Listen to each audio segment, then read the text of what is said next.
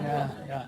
Well, welcome to the spring kickoff for the Geospatial Forum. I'm Ross Mintemeyer, director of the Center for Geospatial Analytics, and it's a real pleasure to have Dr. Dan Obenour here with us as our speaker, facilitator for the forum today. He's though he's not really a guest, he's part of our family. He's an assistant professor in the Department of Civil Construction and Environmental Engineering here at NC State, and he's a faculty fellow of the center. Dan also advises two of our PhD students in the Geospatial Analytics program. So it's really, really great to have them and Dan and everyone here. So Dan started out his early studies as an undergrad in civil engineering at the University of Akron in Ohio. He then went on to the University of Texas to get a master's degree in environmental and water resources engineering. His advisor was Dave Maidment, who's a famous geospatial hydrologist, a great thought leader in putting like the flow of water in GIS and doing that. He's had some big projects since. So it was always an exciting thing when Dan was joining us. From there, he went on to do many more amazing things at the University of Michigan, gaining a PhD in natural resources and environmental engineering there. And I believe you joined NC State in the fall of 2014, right? Yep, that's it. All right. So I won't steal any of his other thunder about his talk, but if everybody could join me in welcoming Dan. Thanks. Thanks, Ross. All right, thanks everybody for coming out today. It's nice to see a lot of folks, some familiar faces. I've been interacting with geospatial analytics for the last year now, and it's been a really neat opportunity to branch out to a more diverse group. So today, the title of the talk is Leveraging Multi-Decadal Spatial Datasets to Model Water Quality in Coastal Systems. So it's kind of a general title, and that's kind of because I want to talk about a couple different projects that we're working on that really fall within this theme. And I think overall, these projects are going to highlight, or they're going to be motivated by some challenges. And for one, our ability to assess large-scale environmental phenomena has been limited, all right, at least sometimes. I know now with increased remote sensing, right, remote sensing gives us a lot of power to study large-scale systems, but there's some types of phenomena that we can't measure that way. And so one example of that is hypoxia. All right, so hypoxia is low dissolved oxygen in the water column, and it's something that usually occurs at the bottom. All right, so you can't observe it visually. All right, so it's expensive to monitor, and we have limited data. And of course, there's other things as well that can't be picked up easily through remote sensing, like algal toxins and other water quality constituents. Another challenge is, water quality and ecological models are often highly uncertain, all right, with limited predictive skill. And so I experienced some of this firsthand as a consultant working in the private sector, where we would build these water quality models, and then other people and other consulting firms would build them, and they'd often lead to very different management implications. And that's because there's so many knobs to turn and so much uncertainty. So how do we deal with that, and how do we better learn from data to improve these kinds of models? And then in terms of opportunities, right now there's really a large number of regional multi-decadal data sets. All right, these are increasingly available, all right? And so, you guys all know that. I'm kind of preaching to the choir, but a lot of these, monitoring programs really got started maybe a couple decades ago. So there wasn't that much data until recently, but now we often have quite a lot because a lot of these programs started like around the 1980s, give or take a decade. And the other thing, that I like to emphasize in my research, is probabilistic modeling frameworks that enable us to systematically learn. So like Bayesian learning, for example, learn from the data and thereby constrain uncertainties and improve our predictions from these types of models. All right, and so to kind of demonstrate these ideas, I'm going to talk about 3 study areas that I've been working with in the last 5-ish years. And the first one is hypoxia in the northern Gulf of Mexico, and that's the one I've been working with the longest because I started that in my PhD research, but I've been continuing to work with it on some various projects since then. And then the second one that I'll talk about is cyanobacteria blooms in Lake Erie in the Western Basin. And then third, the most recent research is looking at water quality in North Carolina streams. I'm looking at it in a couple different ways using these large spatial data sets. All right, so first we're going to start out with the hypoxia. And so just a bit of an overall general background. So, if you're not familiar with hypoxia, it's sometimes referred to as dead zones because these are areas where the oxygen is too low for a lot of species that we care about to survive or thrive. And so there's been a proliferation of hypoxic zones around the world, particularly in developed areas. And so you can see there's over 400 known coastal hypoxic zones, and they cover a pretty big area, often area that we care about. It's coastal, it's areas that we fish, that we use. You can have a natural hypoxic zone. They do exist. But a lot of these hypoxic zones are formed or exacerbated by nitrogen loading. And so here you can see this is anthropogenic nitrogen loads. And you can see that what happened here around the middle of the 20th century is they went up exponentially. Does anybody know why that is? Yeah, so agriculture. So like the Haber-Bosch process, we could make synthetic nitrogen fertilizer, all right? And so agricultural revolution, we begin to produce a whole lot more nitrogen, and a lot of it, of course, gets used in the plants like it should, but a lot of it runs off and ends up in our lakes and coastal areas. May I ask a quick question? I'm wondering, it's really, there is a lot of it in the United States around the coast based on your map.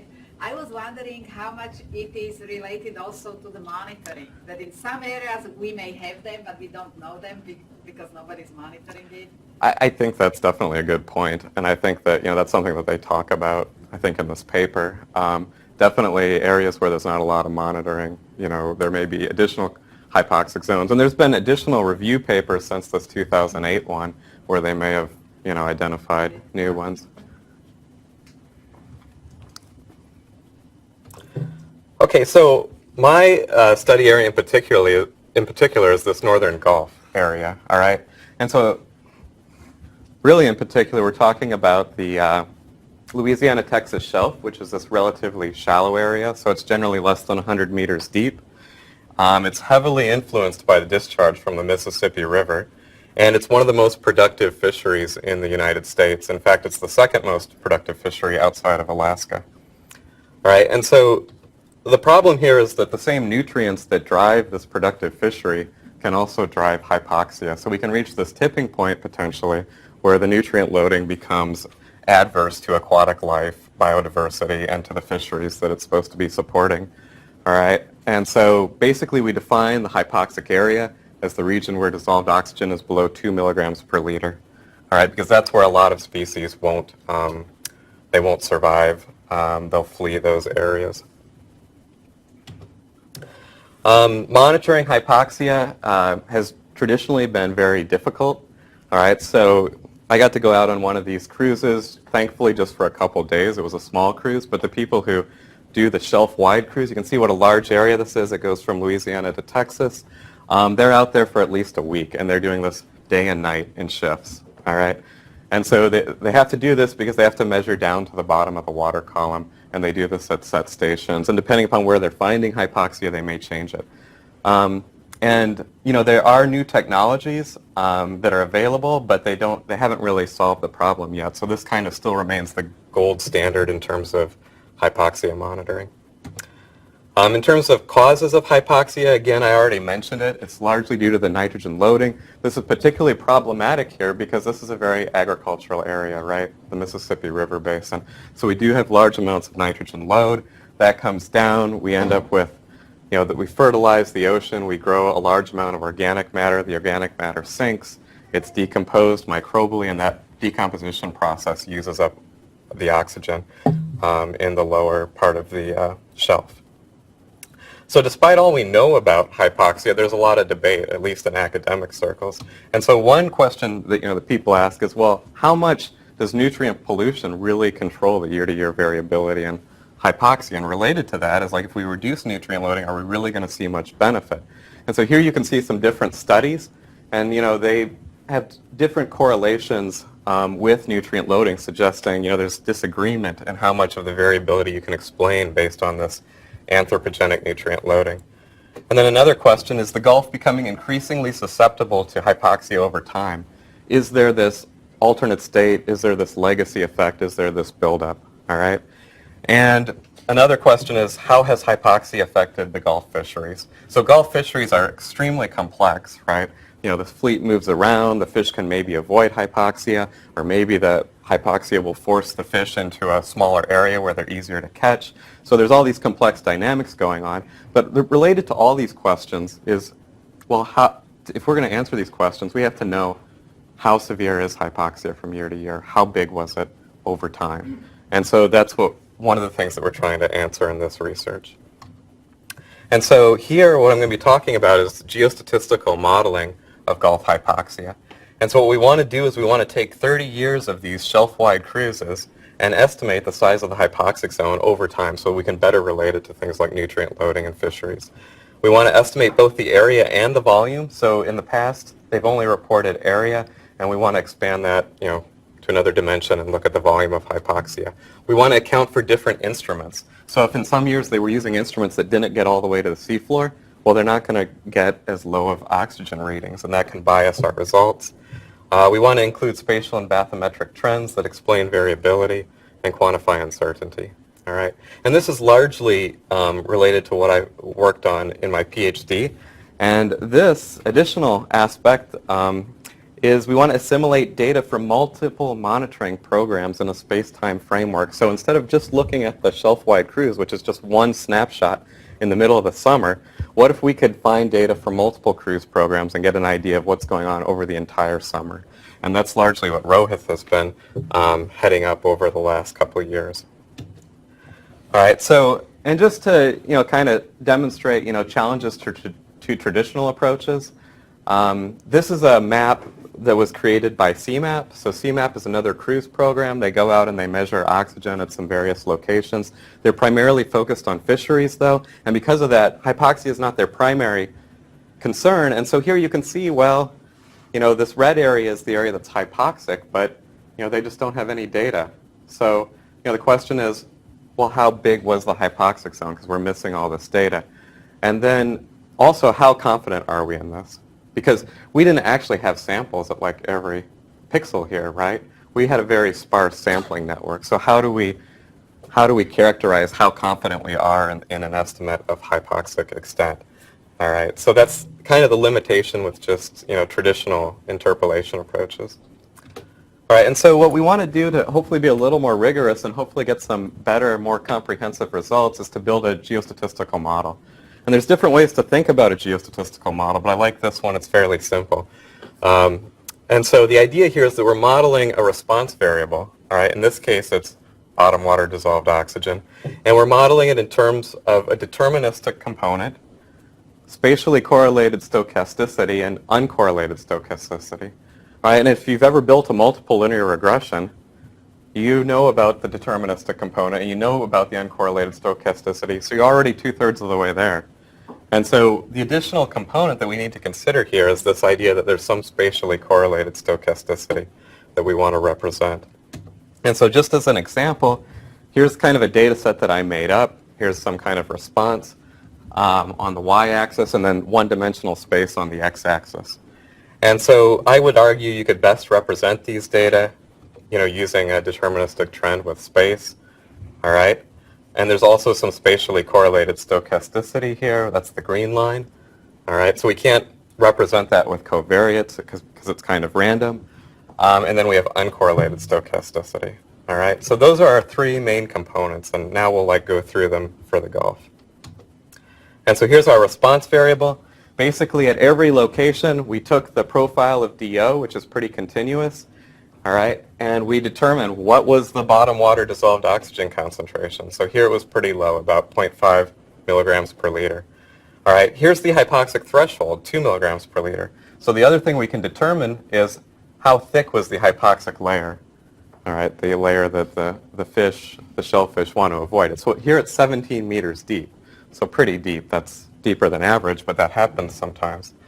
All right, and so those are our two responses that we're going to be looking at. And we do that for each station and each year. So here's some candidate covariates that we have available. All right, so we have depth, we have easting, we have northing, we have look at linear trends, quadratic trends. We select variables using BIC. We parameterize based on generalized least squares that accounts for the correlation, that spatially correlated stochasticity that I talked about. And we end up with our overall trend. And so here you can see, like, so even if we had a year where we had no measurements, this is what hypoxia would look like just based on what does average conditions look like, right? And the neat thing is if you take a look at this and compare it to like where LumCon, because that's the primary sampling agency, this is just kind of a map that they show like where they typically find hypoxia, like the frequency of occurrence.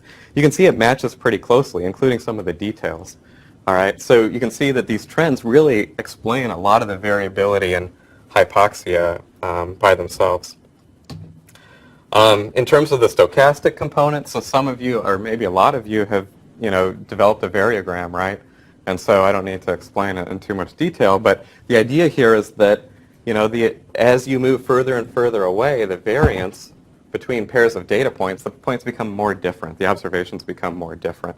And this characterizes it for the Gulf, and we can see that, if you look at it, the data are correlated within about 50 kilometers, and most of the variance is spatially correlated. That's the sigma squared. Oh, the cursor does show up. Okay. Sigma squared here, and then the sigma squared epsilon is the nugget, so that's the uncorrelated portion. All right, and so based on that, we can do the standard geostatistical interpolation, which is kriging, and that's what these maps look like. That's what these maps are right here, and so that's just best estimates of the bottom water dissolved oxygen. This is across 10 years, just for an example. But of course, again, like I mentioned, there's a lot of uncertainty in this. And in reality, bottom water DO does not vary this smoothly. We know that. There's a lot of noise. And so we can actually sample from the uncertainty, all right, and we call that conditional realizations or conditional simulation, and that's basically a geostatistical Monte Carlo simulation. And so here you can see a simulation from each year, all right? So these are equally likely realizations of what the true bottom water DO distribution might have been that year, all right, sampling from the uncertainty and the best estimate. And we can do this over and over again. Instead of just generating one, we can generate thousands, and then we can get probability distributions of how large was hypoxia. So this year would be like 2,000 where there wasn't much hypoxia, for example, on this end of the spectrum. What the NOAA likes to do is they like to compare these to the size of U.S. states, so you can see what's the probability that my hypoxia is bigger than Connecticut this year, for example. The other thing, you can get other types of maps like this, just shows the probability that each location was hypoxic at the time of the cruise. One of the neat things we did is we developed this two-step simulation approach where we're not just simulating bottom water DO, we're also simulating the hypoxic fraction and thickness.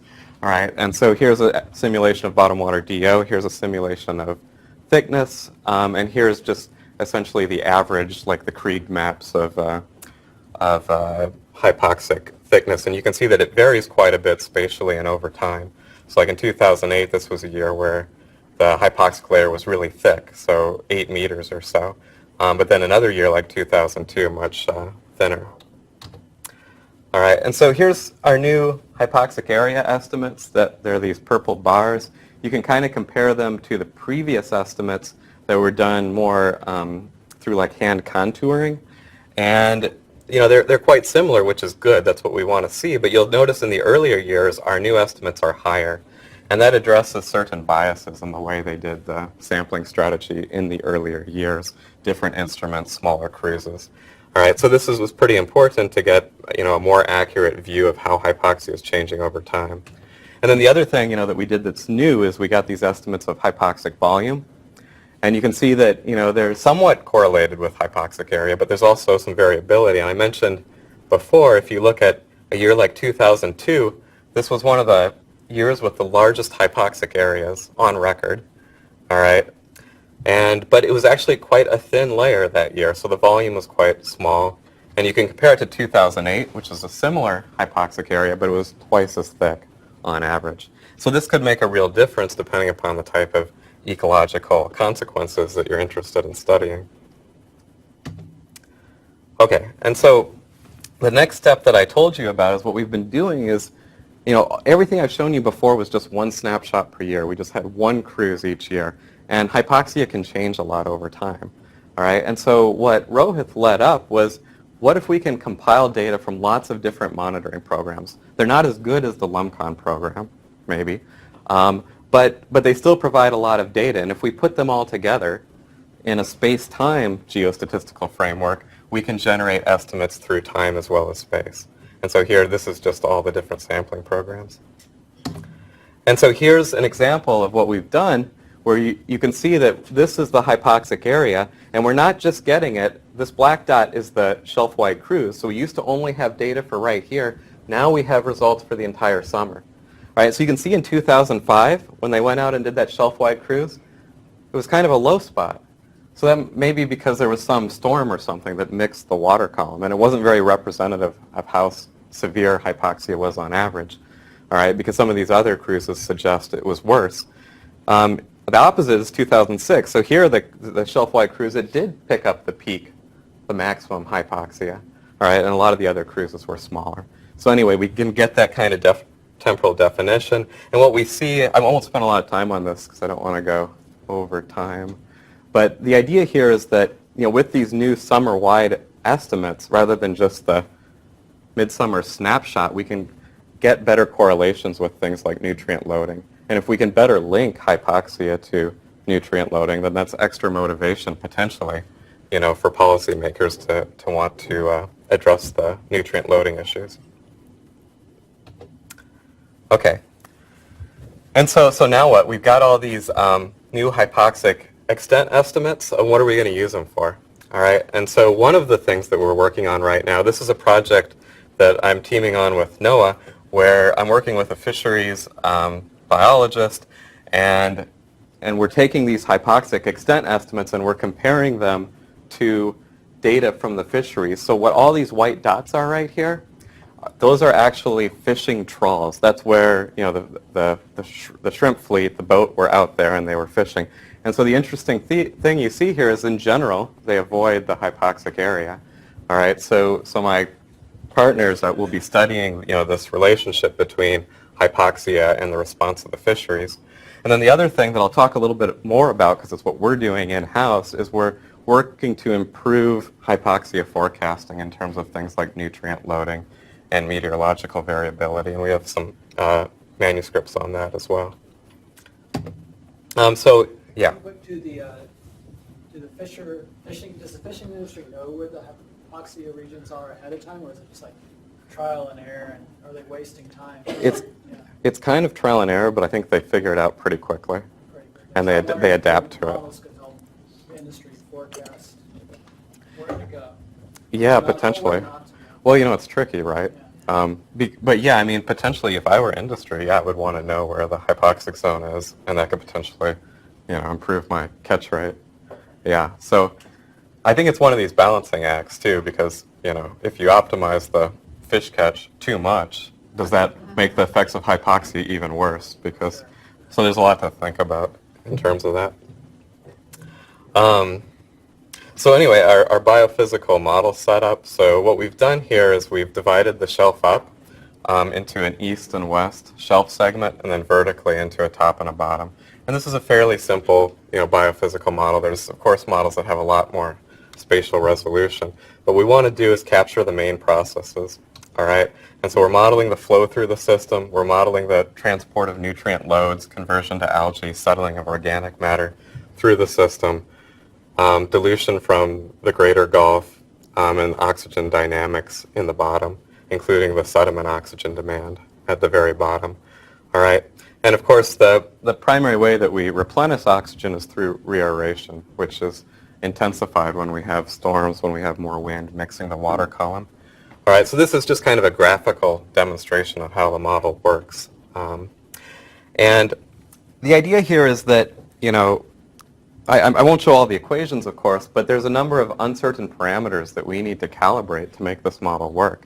And so this is just some of them. And if you're familiar with Bayesian statistics, then you might know, okay, so this dashed line is the prior, and this dark line is the posterior. Well, you know that because it's the legend. But the prior is what we knew beforehand. The posterior is what we know based on learning from the data, from having 30 years of data to calibrate this model.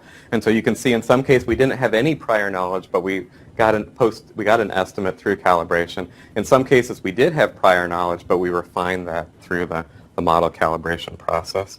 And so we ended up with a model that does pretty well, and we've applied it in different ways. And so one example is to look at long-term variability in hypoxia. There's a lot here, but if you just focused on the red line, you see how the size of the hypoxic zone has varied year to year. And I believe this is a summer average, right? Yeah. Okay, this is a summer average. And so you can see that we don't have any data before 1985, all right? And if you look, after 1985, hypoxic area varies a lot from year to year based on nutrient loading, based on flow, based on a lot of things, all right? But there's been no trend. Well, I can't see a trend there after 1985. But that's because nutrient loading has been really high ever since 1985. Right? We talked about how the ramp up in nitrogen loading occurred in the middle of the 20th century.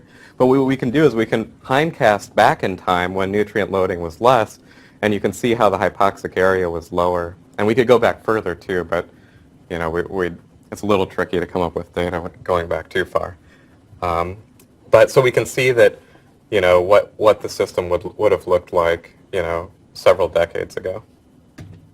The other thing we can do then is we can run management scenarios, so we can look at if we reduce nutrient loading, how much is that going to reduce the size of the hypoxic area? That's the top left. This is kind of the fraction of the days, the percent of the days with hypoxia over certain thresholds. Okay, what those thresholds are right here. So 5,000, 10,000, 15,000 kilometers squared. This panel here, this shows instead of nutrient loading reduction, this shows temperature increases due to climate change. So that could have a really large effect due to a couple of reasons. And we can also look at what would we achieve if we had an increase in temperature and also had nutrient loading reductions. And of course, the main story is that if temperatures increase, the Gulf will become is expected to become more sensitive to hypoxia. Conditions will get worse, and it would require more nutrient loading to maintain it at its current level or reduce it. The other thing that we use the model for is annual hypoxia forecasts. Okay, so each year NOAA generates a forecast, and basically this forecast, they go out to a few researchers and they get model predictions. I think it's four teams. We all produce forecasts, and then we ensemble it together using some statistical methods and get an overall forecast and some probability associated with it. All right, so we contribute to this annual forecast each year to provide, a heads up to managers and the public on what we're expecting.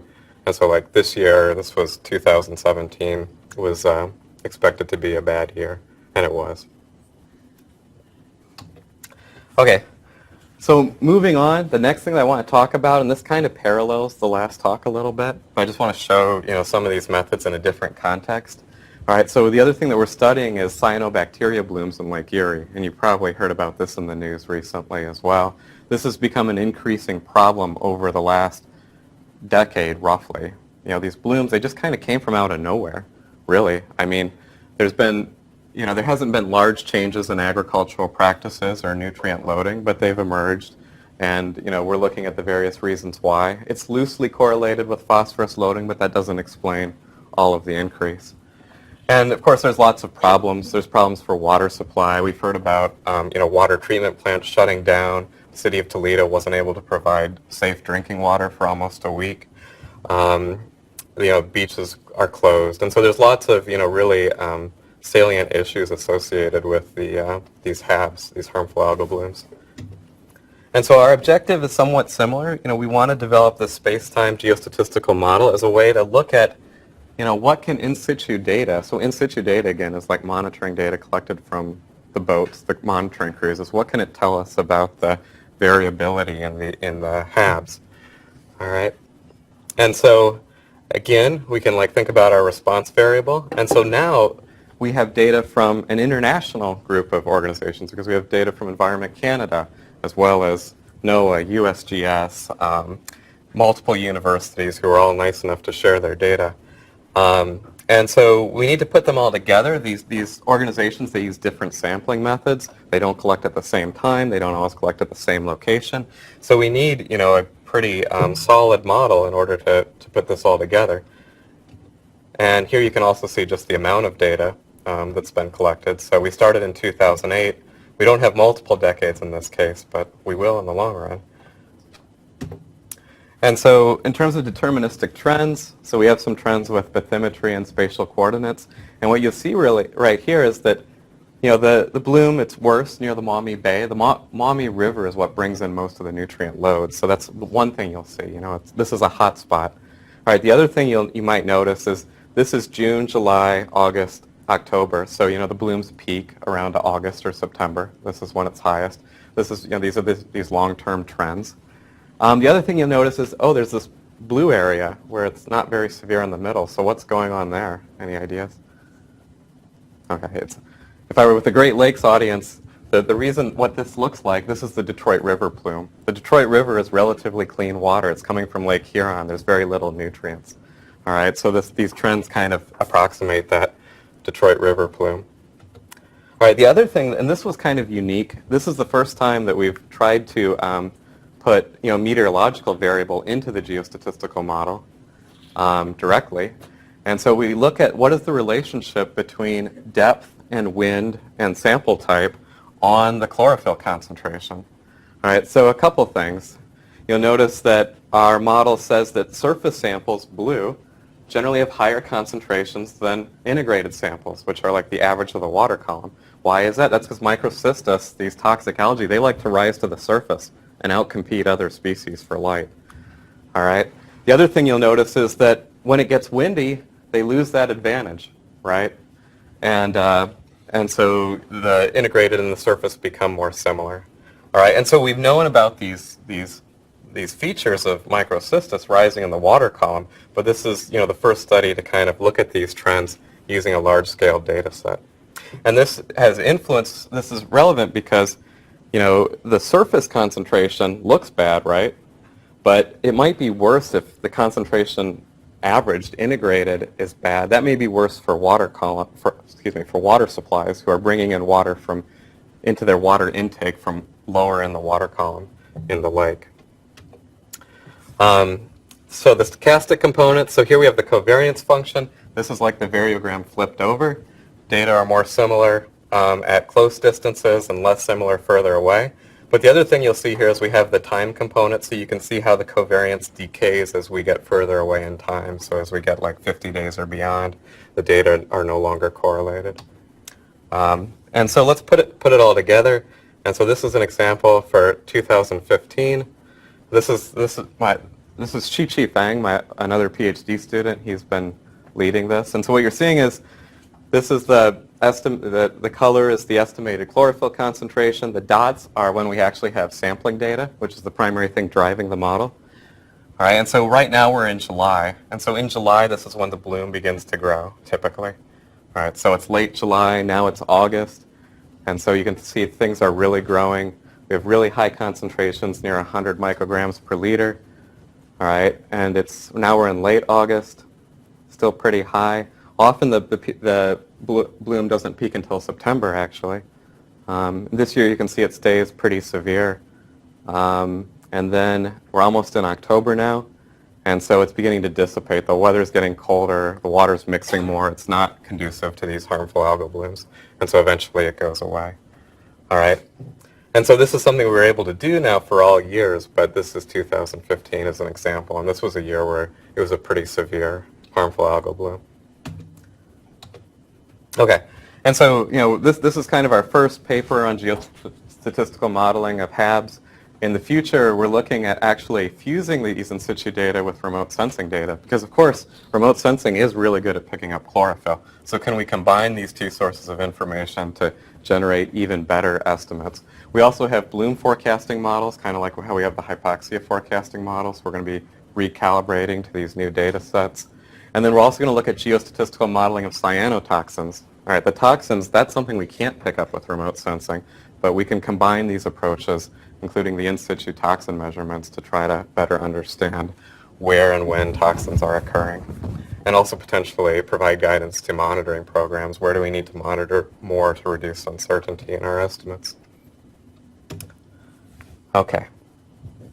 So the last thing I want to talk about is water quality in North Carolina streams. All right. And so we're going to be doing something a little bit different now. We're moving inland a little bit different modeling techniques. But here, this figure, this is from the State Department of Environmental Quality. All right, and it's basically showing us the condition of North Carolina streams. And so you'll see some issues here. One, there's a lot of red on this map. All right, so there's a lot of, that means the red are the impaired streams. So there's something wrong with the stream. All right, maybe it's got a lot of pathogenic indicator bacteria. Maybe it's got low dissolved oxygen. It could be a lot of things. So we have a lot of that. It's also showing coastal areas. But we also have a lot of streams where there's no data at all. Right? So what's going on there, we don't necessarily know. So there's a lot of opportunity to try to understand, this better. Just in our own state, we've had algal blooms along some of the rivers near the coast, toxic algal blooms. We've had fish kills in the Neuse River, which occur pretty much every year. All right, and these are just a couple common issues in our state. And so one approach, so this is like 3A, the first approach that we've taken to studying stream water quality in North Carolina is using an empirical hierarchical modeling approach. And so what we want to do is assess a diverse group of landscape drivers to see which ones are related to water quality in North Carolina streams. And then once we build these models, we want to predict the effectiveness of various watershed management scenarios to try to improve water quality. And then finally, we also want to provide guidance to environmental managers who are maybe trying to decide what locations they want to do restoration measures. And so here, we can represent our hierarchical model, and I got to be lazy and basically show the same slide. The only thing that I changed here was now, instead of calling this spatially correlated stochasticity, I'm calling it group level stochasticity, or the random effects. So I imagine some of you are familiar with this type of modeling. All right, so this is our hierarchical or multi-level model. We can look at the same data set. All right, and now we still have a deterministic trend in this case, but now instead of modeling spatial correlation the way we did before, we're going to divide the data into groups. And hopefully we have some objective way to do this, like each group is maybe a different watershed or something. All right. And then we can model the variability around those groups. And so this is what we mean by hierarchical modeling. We're partitioning the variance among different levels. Okay? So it's another way to handle, geospatial data in a rigorous probabilistic framework. Right? And which one you choose, whether it's hierarchical or geostatistical or something else, of course, depends on what your data look like and what problem you're trying to solve. So for the study area, this first study we focused on the North Carolina Piedmont. This is Jonathan Miller's work. And we have a lot of stations, hundreds of stations throughout the Piedmont. We particularly, once we built the model, we focused in on this upper Neuse River basin kind of as an area to explore management options. And so we have this long list of potential predictor variables, things that might be relevant. And a lot of this comes from land cover data. But we looked at things in a lot of detail. So we looked at when was the area developed? Was it recent development, which maybe had more stringent regulations, better watershed protection, BMPs, or was it older development? And then we looked at agriculture, we looked at canopy loss, we looked at a whole host of things, reservoirs, wastewater treatment plants, et cetera, et cetera. All right, so we had a large number of variables for this empirical model. And not only did we have all those different variables, but then we needed to consider them at different spatial scales. All right, so that made the list even longer. So, for example, if we have data here at this sampling location, we could think about determining, impervious cover for the entire watershed, upstream watershed. We could think about determining it for the entire upstream buffer. This is the 30-meter buffer.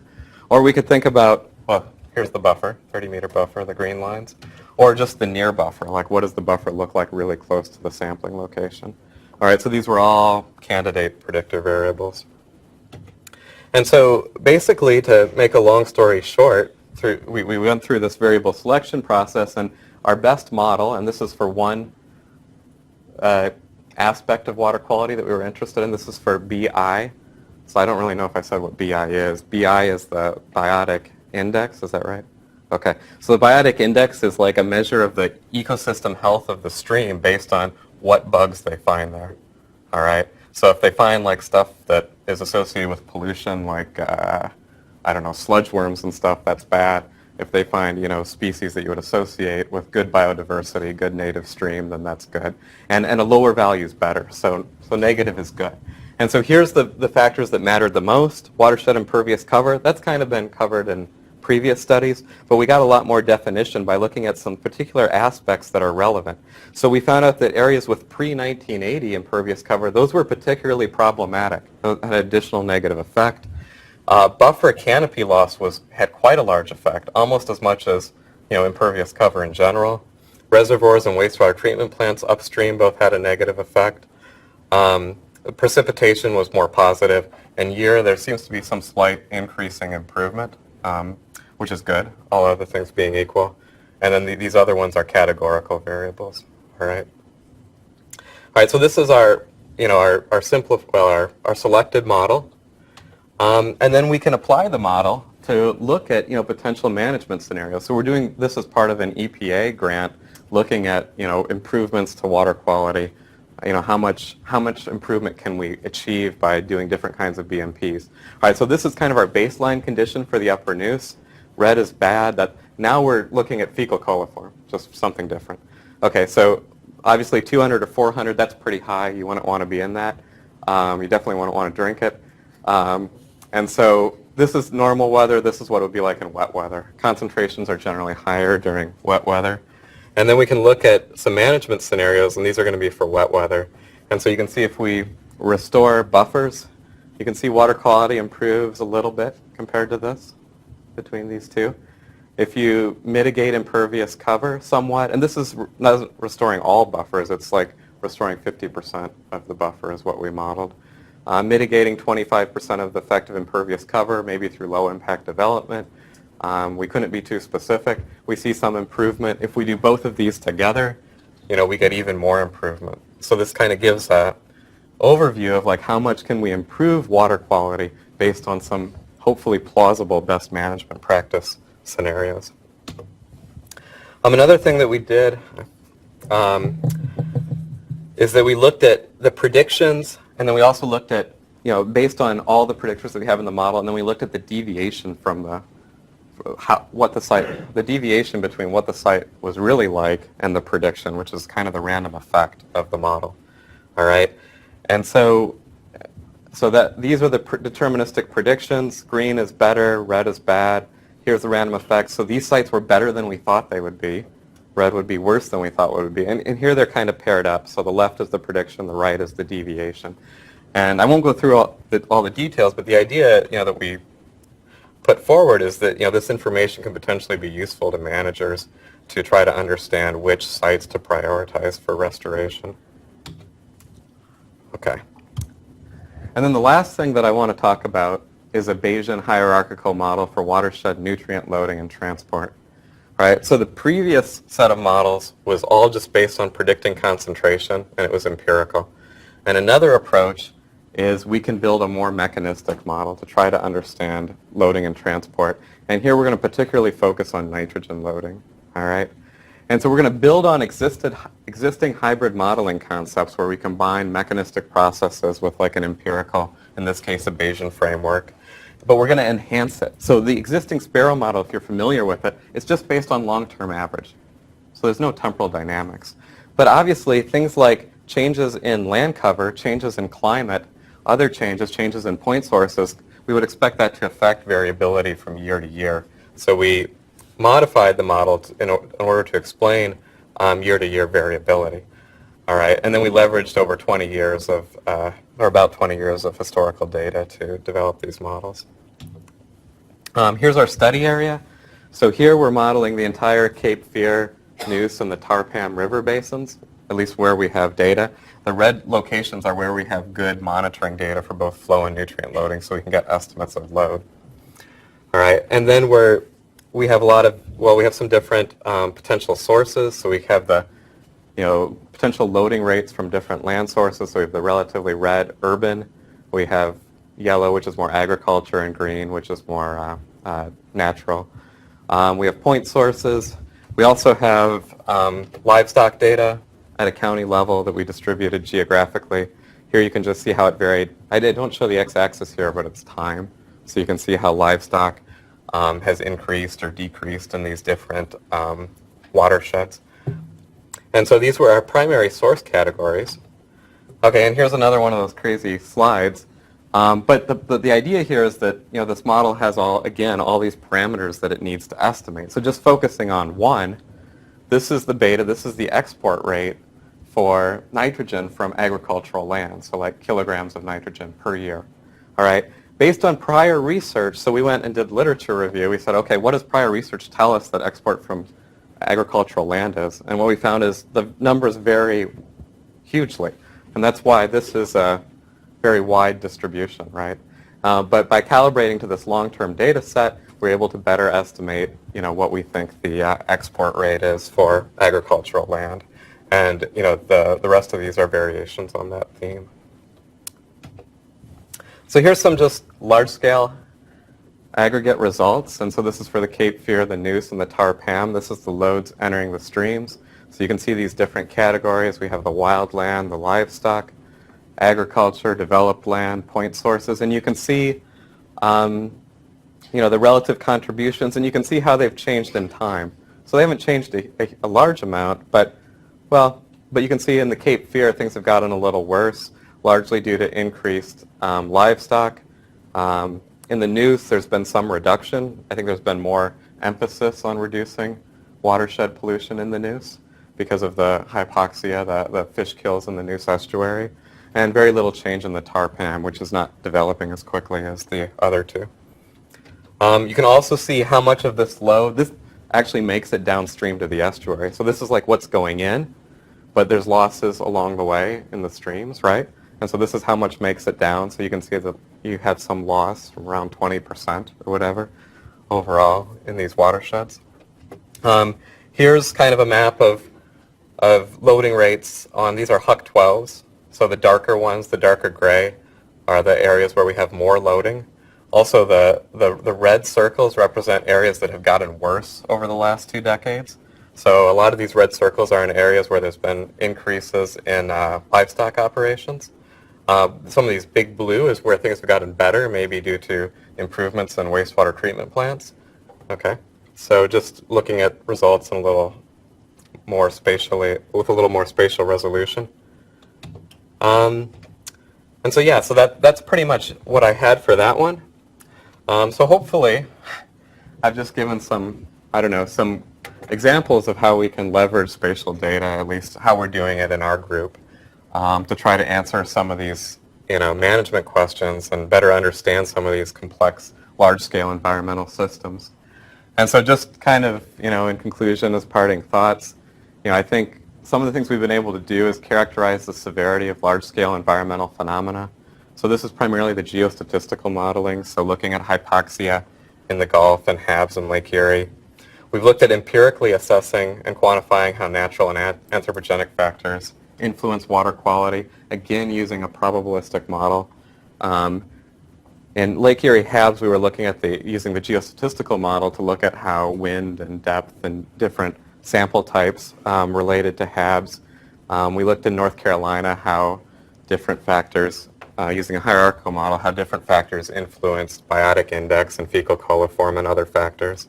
And then we also, used a lot of these data to better calibrate mechanistic models, such as, the forecasting model for Gulf hypoxia, and then, the model that I just showed for nitrogen loading dynamics in North Carolina.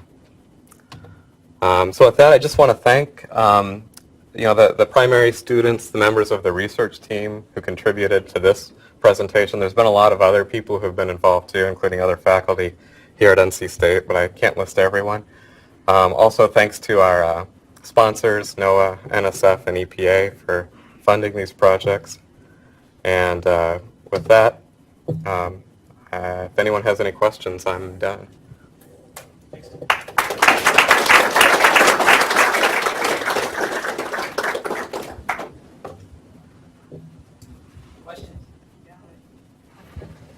Yeah. Yeah. I think what is striking is the difference between Cape Fear and Nez River. And I think that's maybe not even a question, it's more of a comment, that as far as I know, Nez River has this very stringent stream buffer program, while Cape Fear River doesn't. So whether you think, like, is that the impact? Because you are showing that the stream buffers make some difference. Mm-hmm. Whether that could be the driver for that difference, that the Nez River is actually in much better shape. Mm-hmm. Because there were some discussion, like they put all these buffers around and they don't have any impact, but you can really show that the Nez River is in a better shape. Yeah, and I think that's, I mean, that in that model for the Neuse River, we didn't look at buffers explicitly. Okay. So that could be something we could look at in future research. I mean, I think part of the other reason is that the point sources have been improved and the agriculture is, or livestock, the CAFOs has been curtailed. But I do agree, I mean, the other study, like looking at the empirical hierarchical modeling, we actually modeled nutrients too, and I think buffers were an important predictor for, were they important for nutrients?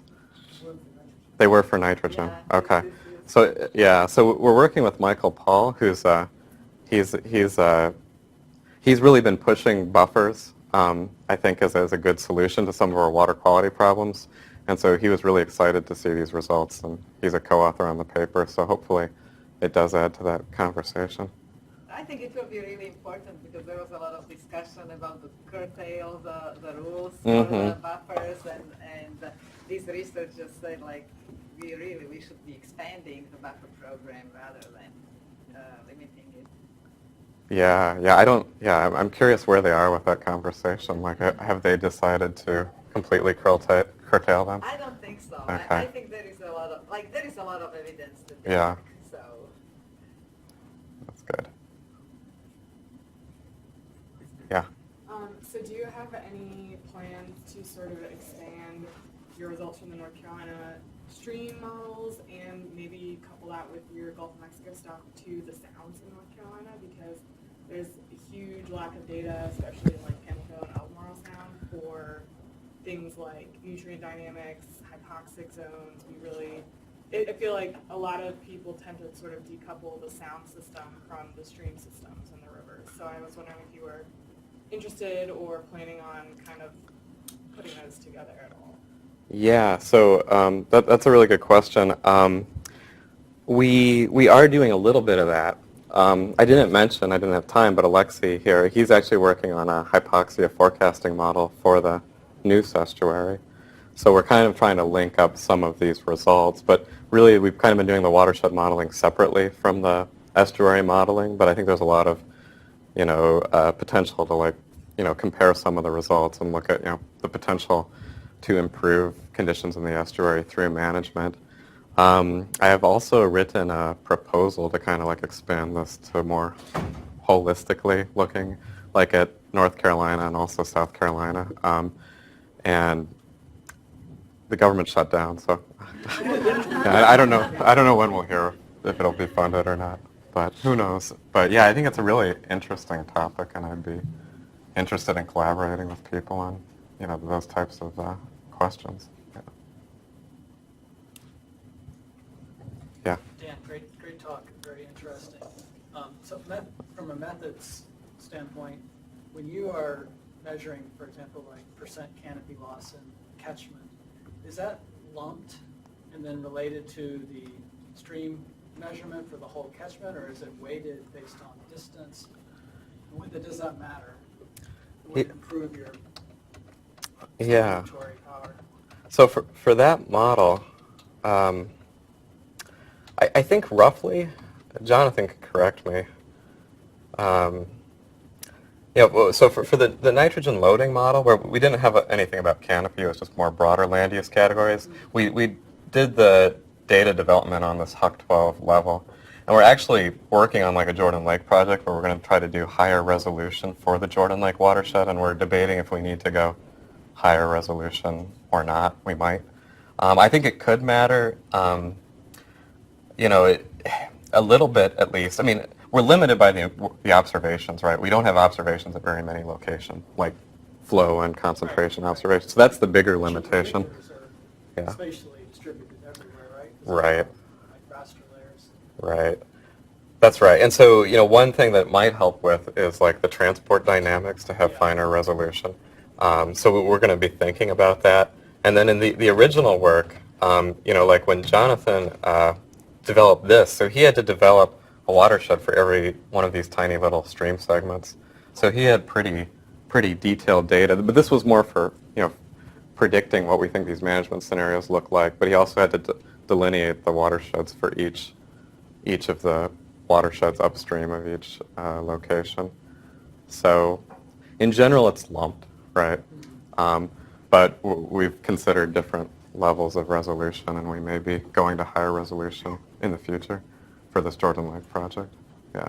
I guess like the examples I'm thinking like is if all the canopy loss was way Yeah. uphill, with the point observations far away, would that No, how much that's would that matter? Maybe it just comes out of the wash. well. That's why it's nice to talk to other researchers. Who have some of these hypotheses to test because, we had such a long list of data. Right.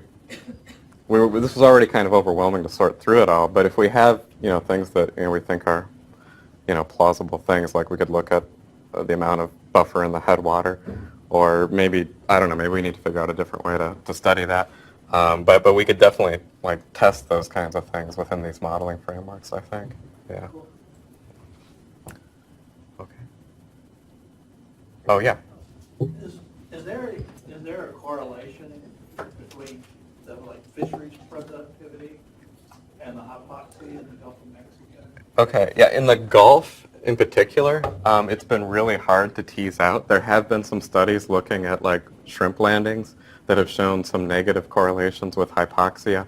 There's also been a study done by a group that included the researchers Kevin Craig on the coast at NOAA and a professor at Duke, and they actually were able to correlate the price differential of shrimp to hypoxia, because when you have hypoxia, you don't get as many large shrimp, and so that shows up in the price. In the price because large shrimp are worth more. So there have been some correlations developed, but it's not, it's such a complex system. They're not particularly strong correlations. There's a lot of other things driving it too, like. I was curious because I lived there in Uh-huh. the 70s, 80s, and they actually had seafood. No longer got Gulf Coast seafood. It was coming from somewhere else, and it started about that. Oh, really? time period. Oh, that's Yeah. interesting. You get oysters, they didn't come from Yeah. anymore, and shrimp too. Yeah. And shrimp business kind of started to disappear. Okay. Yeah. I think.